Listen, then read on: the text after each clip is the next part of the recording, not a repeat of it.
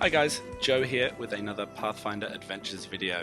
Last time we took a little bit of a bird's eye view look at the game through our Let's Play, where we didn't get too buried into the details, but just kind of took a look at how the game works overall. Now today I want to start making a series of videos where we build a party, take on the storyline, and really show how to progress through the game. And for me, I'm no expert, I'll tell you this in advance. I'm not a long-term veteran Pathfinder Adventures player. I'm still kind of learning the mechanics. I feel like I've got a pretty decent grasp, and I'd like to just learn a bit by playing and sharing a bit with you guys. Now, before we can go on a story, we need to have a party, and that's what we're going to talk about today. How do we build a party? What does a party need? What size should your party be? And more importantly, why? So let's get stuck in. We're going to start a brand new story. I've cleared all of my parties for this. I want to really go from the beginning. And let's take a look at what really goes into building a party. Now, the first thing you need to decide is how many players or characters would you like in your party. Now, I'll say up front, there is no correct way to do this. You can have a party of 6 all the way down to soloing it with a single character, and that's fine. You can have relative success with anything you try, but a nice middle range party that has all of the tools that it needs to succeed, I feel that 4 is a nice comfortable number for a pretty no-frills vanilla party to take on the game. If you want to experiment with crazy parties later, you can, but I'm going to go with a nice comfy 4. Now, some people might argue that 3 is a slightly more streamlined version of that, and each to their own, but I'm going to stick with 4. Now, you can also, like I say, some people solo this with one character. Some people like to have great big 6-player parties where they can really mess with the mechanics and have a good time. But the number one thing is that you want to make sure that your party aren't going to run out of time, that they have the skills they need to close off locations, and that you have a mix of characters that can support each other and actually make use of the cards that you get, right? Because there is no point getting all these awesome cards and then your characters can't use them if you've just got a bunch of fighters or a bunch of wizards or magic casters in your party. Now, we're going to build a very balanced, simple 4-player party here today, and to do that, we're going to kind of break down the characters into 4 kind of archetypes. We're going to start with the most simple one, which I like to call the bruisers. These are guys that are good with a weapon. They like to pick up swords, axes, and other stuff like that. They're proficient with weapons, proficient with armor, and they're good at just smashing down those enemies, henchmen, villains that you're going to encounter along the way. Now, they might not have much magic or charisma for that matter, but they can get the job done. So in that class, I would probably place Valeros here. He's pretty much the archetype of fighter. You know, he's good with weapons. He actually has quite a bit of charisma for a fighter compared to our next one, Amiri, the barbarian. Now, I'm a big fan of Amiri the barbarian, extremely strong. Not so keen on armor. She only wears light armor, as you can see here. She's only proficient with light armor, not heavy armor. Now, that can change later as we get skills and power feats. I would also put in this class of bruisers Sejan here. Now, he uses his dexterity rather than his brute strength, but similarly, he is very good at punching people in the face until they die, and so he kind of falls into this class for me. And finally, a bit of a wild card, you have Sione the sorceress. Now, yes, she is not a bruiser. Her strength dice is a d4, but the way that she casts spells, she's really at her best when you load her up with offensive spells and you fire them off like crazy. Now, as I said, this class's job is to deal damage. They are your DPSer, however you want to put it, depending on what types of games you're into. Everyone has a kind of name for this, and in this case, I'm going to choose Amiri. So my first choice is Amiri here. I like her a lot, so let's take a little closer look at her. She's got great strength and wisdom and survival, which is great for closing off locations, as we'll see when we get into the game. Now guys, if you're confused by any of the terms I'm using, I do suggest you check out the Let's Play. This kind of covers most of the major terms and mechanics of the game. Now, in terms of her skill, proficient with light armor and weaponry, and she's got her barbarian rage, where you can bury a card from your hand to add 1d10 to your strength, melee, or constitution check. And this, one of my favorite parts of her, is that when she closes a location, she can move to another one at the end of her turn. She can't do anything when she gets there, but she can sit there just in case one of your other characters happens to find the villain. You know you've got someone in an empty location. So, Amiri, my bruiser. Now moving on to the next type of character, we're going to look at a healer. Right? When you've got a bruiser, you need a healer to heal them up should they get beaten up a bit. Now there are a couple of options for healing. Kyra here, who is the cleric, classic healer type character. So she is, for a healer, very good with weaponry. You see she's got this melee strength +2, proficient with light and heavy armor. She's got her heal, and she's very good against the undead. Now I would also put into this category Lem. He's a bard. He is kind of a jack of all trades, like bards tend to be. He might actually find himself in a couple of archetypes here that we talk about today. Definitely not the fighter though. Look at that strength, pretty weak. He's not our bruiser, but he could behave as a healer. Thirdly, you've got Lini. She can definitely cast some divine spells and do some good healing jobs for you. She's pretty good like that. And I guess to a lesser degree, you can use heal spells out of Seela the Paladin, and paladins in RPG lore tend to do a little bit of healing, but not as efficiently as someone like a cleric. So I'm going to go with Kyra. I'm going to put her in my class. Now, if you were going to run a two-person party, something like this would be about right, a bruiser and a healer. You might not have all the fancy tricks that other people do, but you have the meat and potatoes, the nuts and bolts to be able to just smash people, heal up, smash people, heal up, and play it that kind of a way. Now, the third type of archetype I'm going to call your jack of all trades. It's nice to have someone who has some ability to support and perform actions that are going to help other people to do what they need to do.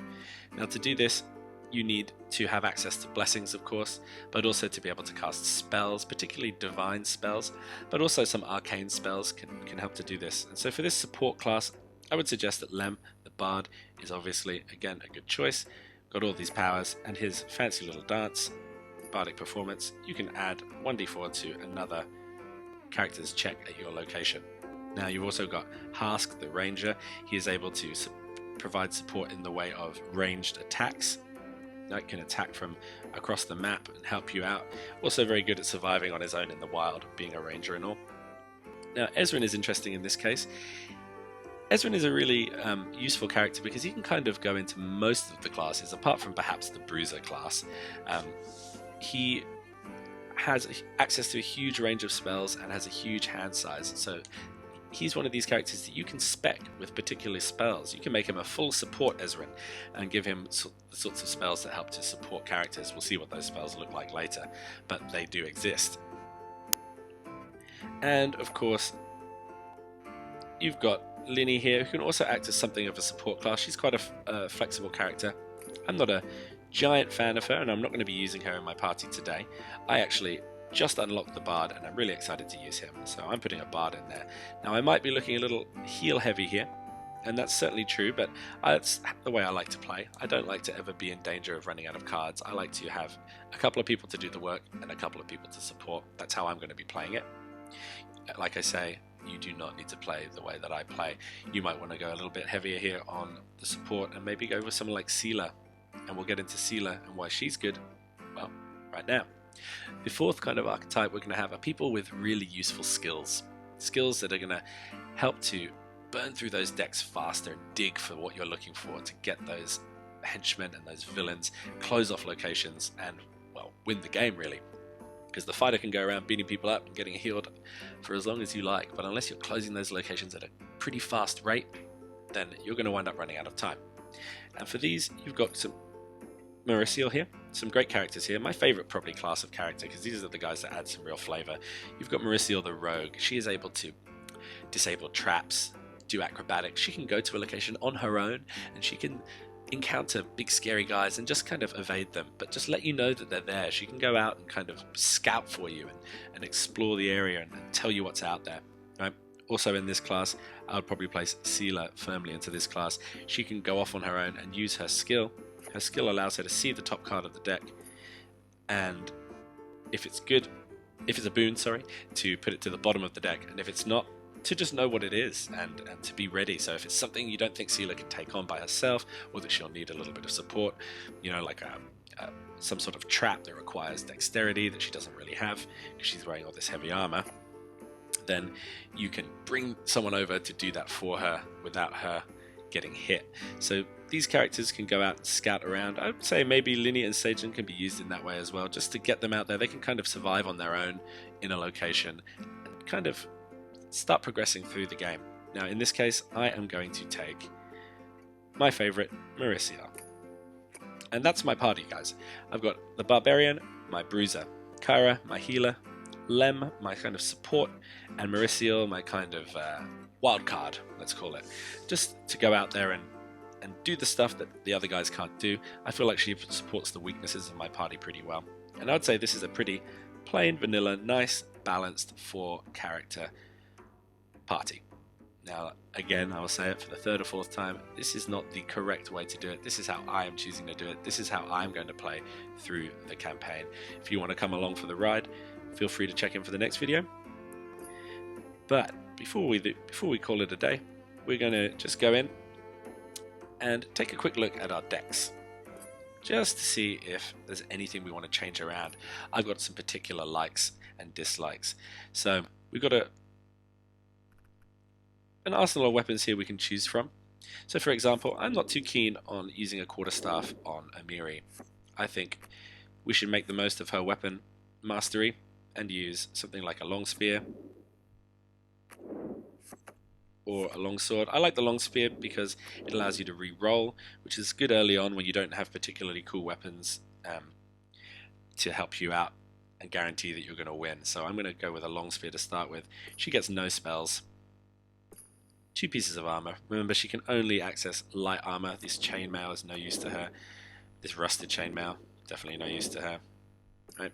She gets 2 items. I'm not a big fan of the potion of hiding. I just kind of feel like it could be used better. I also know that in the early stages of the game we're going to encounter quite a lot of poison and things like that. So we're going to use a potion of fortitude. I'm also quite a fan of letting her have the thieves tools. You know, she's not going to be able to roll to get them back really. Her dexterity isn't that high. As you can see, she's got a d6. But when you do find something you want to get open, you can either brute force it open, or you can disable a trap and get through it that way. So I'm going to give her some thieves tools. A bit unusual, but I like it. In terms of the allies, we're not going to get too stuck into the allies yet, and we don't have access to any fun blessings yet. We'll dig them out as we go, and we'll get into how we expand our card pool in the next episode. Now, Kyra, quickly, I like her having the quarterstaff and the mace. I'm happy with that. Her spells are looking good. I really don't like mending, though. It's just a funny spell to me. I'm not too keen on it. I almost prefer to have something like Detect Magic or another Cure, even Arcane Armor, so she can protect herself a bit. She's pretty good with heavy armor, but at the moment we don't have the greatest heavy armor. Maybe we'll go with something like Strength, so she can be a bit more support. Unless Lem has Strength. Lem already has it. Okay, what are we going to go with here? We're going to go with the Detect Magic to help her dig through without getting into any trouble. Her armor, she gets chainmail and a wooden shield. I'm going to give her double chainmail. She's got her holy water. That's pretty cool. Standard bearer and a bunch of boring old blessings. On to Lem. Light crossbow. I like Lem with a light crossbow because he has high dexterity. I like to spec out both these guys with a light crossbow, so I like to lose the dagger and give her a light crossbow. Mauricio is deceptively powerful in combat once you get her ranged weaponry up and get her some allies that can help to support that. Right now we don't have any allies that can support ranged, but we'll get there. Back to Lem. We're going to leave him as he is. And Mauricio, like I say, we're going to give her the light crossbow instead of the daggers. And I don't think anything else really needs to change. She's got some leather armor. She's got some tools, potion of vision. Yeah, all looking pretty good. We'll go with the original build here, apart from giving her the light crossbow. And now, finally, we are ready to go. Now you can see, guys, we're going to get to tweak and twist our characters to be how we want them to be as the game goes on. But to do that, we're going to need to get cards. And to get cards, we need to play. So, in our next episode, we will be taking on the first mission of the Perils of the Lost Coast adventure, Brigadoon.